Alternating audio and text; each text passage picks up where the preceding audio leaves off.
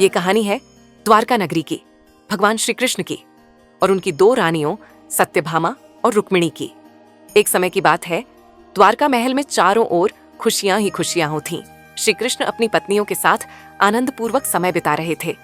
सत्यभामा रानी, जो अपनी सुंदरता और बहुमूल्य आभूषणों के लिए प्रसिद्ध थीं, अपने वैभव पर थोड़ा सा गर्व करने लगी थीं।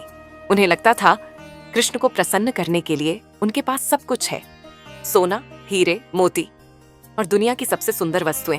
नारद मुनि का आगमन एक दिन लीला पुरुषोत्तम नारद मुनि महल में आए। उनकी आंखों में शरारत चमक रही थी। वे मुस्कुराकर बोले, माता सत्यभामा, अगर आपको अपने वैभव पर इतना विश्वास है तो क्यों ना भगवान को अपने धन से तौलकर देख लें। देखिए कौन भारी पड़ते हैं, श्री कृष्ण या आपका खजाना।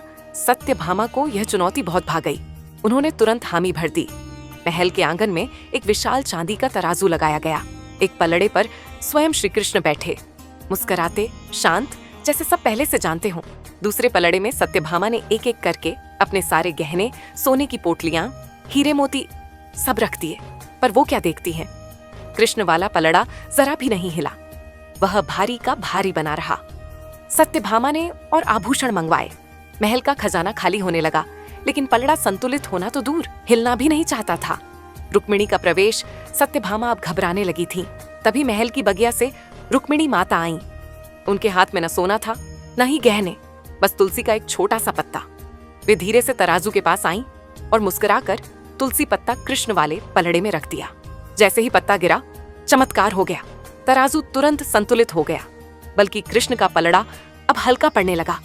अभिमान का टूटना यह देखकर सत्यभामा की आंखों में आंसू आ गए।